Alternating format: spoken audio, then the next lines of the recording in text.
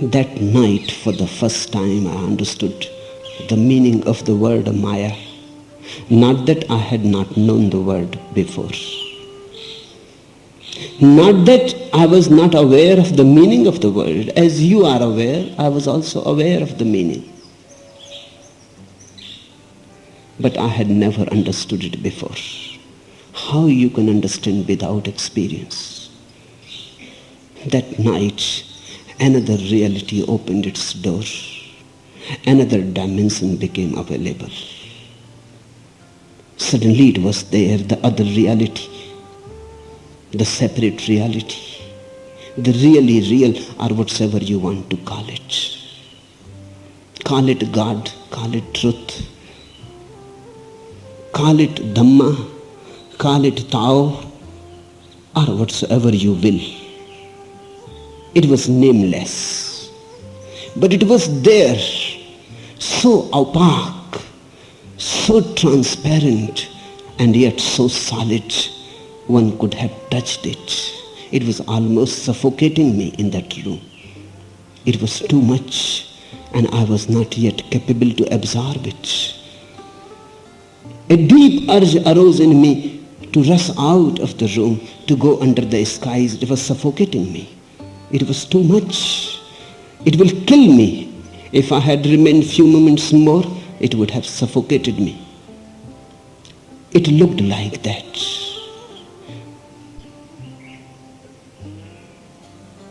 I rushed out of the room, came out in the street.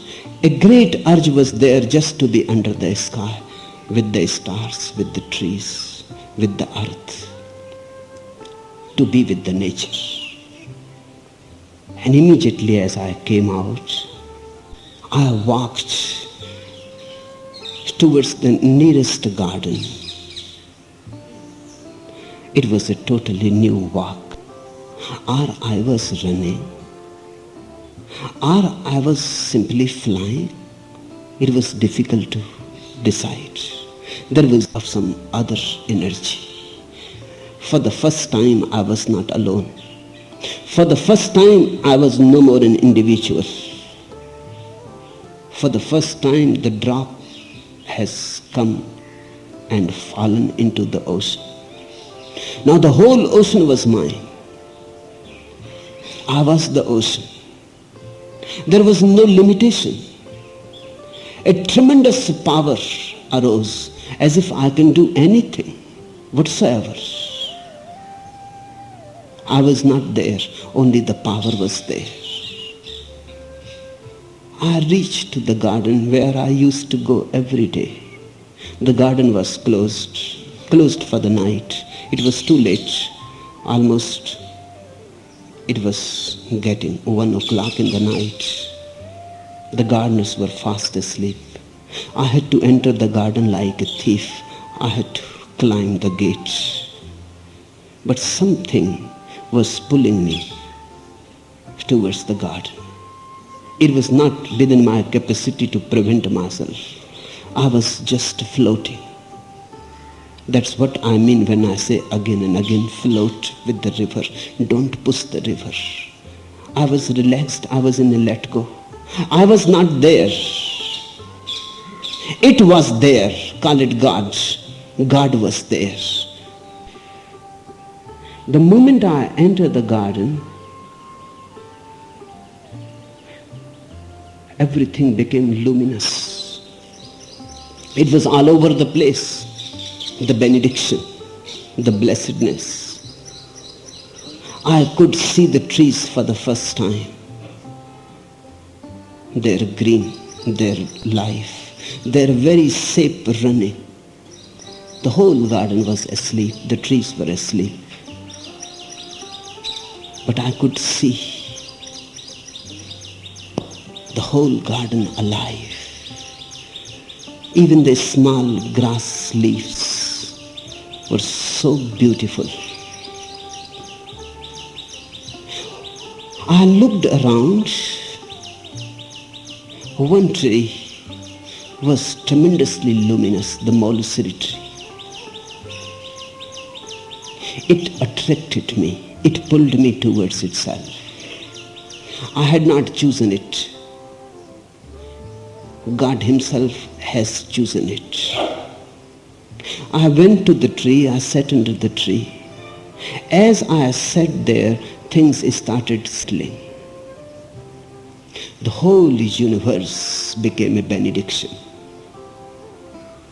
It is difficult to say how long I was in that state. When I back home, it was 4 o'clock in the morning.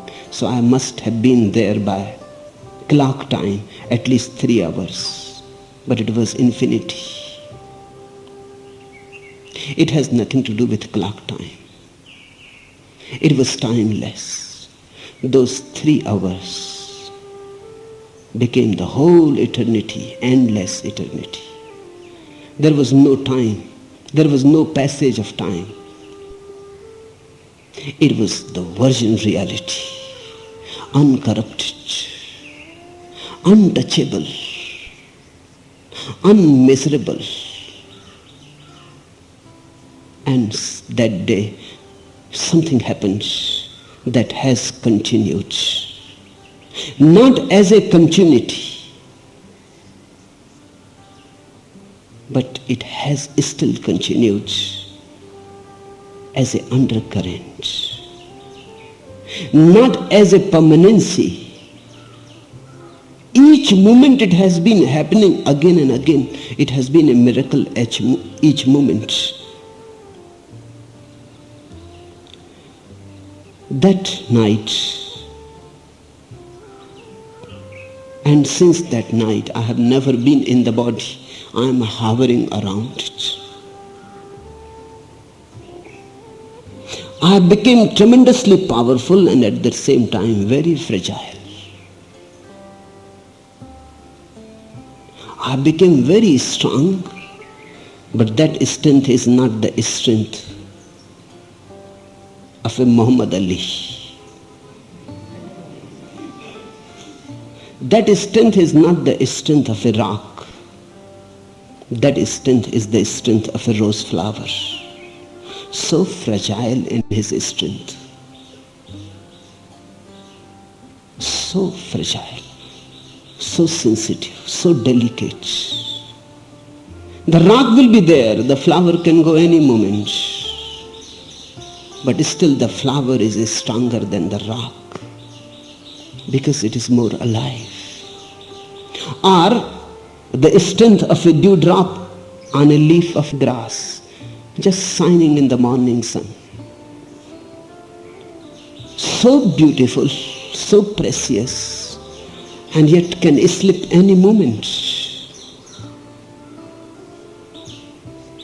So incomparable in its grace, but a small breeze can come and the dewdrop can slip and be lost forever. Buddhas have a strength which is not of this world.